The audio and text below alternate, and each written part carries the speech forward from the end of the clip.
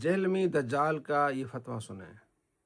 اگر جانور خریدنے کے بعد سینگ ٹوٹا، یا وہ بیمار ہو گیا، یا وہ لنگڑا ہو گیا، یا اسے کوئی زخم آ گیا، تو ان تمام جانوروں کی قربانی درست ہوگی۔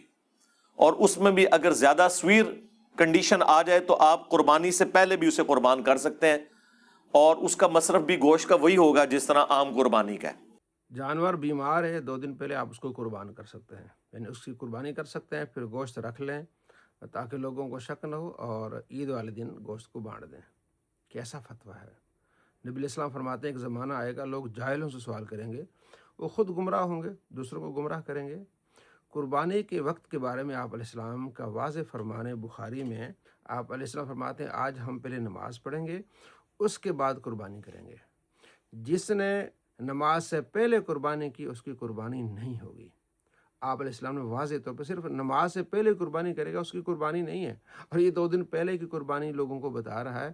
ایسے جاہلوں سے اپنے بچنا ہے، اور دعویٰ کیا کرتا ہے میرے پاس جناب ڈگری ہے، بلغ عنی ولو آیا۔ نبی علیہ السلام فرماتے ہیں ایک ہی آیت تمہیں آتی ہے، آگے تم پہنچا دو۔ بھائی وہ تبلیغ کے بارے میں ہے، فتوے کے بارے میں نہیں ہے۔ اگر فتوے کے بارے میں تو ہر مفتی ہے، تو قرآن میں جو ہے فَاسْأَلُوا أَهْلَ الذِّكْرِ إِن كُنتُمْ لَا تَعْلَمُونَ، اہل علم سے پوچھو اگر تمہیں نہیں معلوم۔ اس آیت کا کیا مطلب ہے؟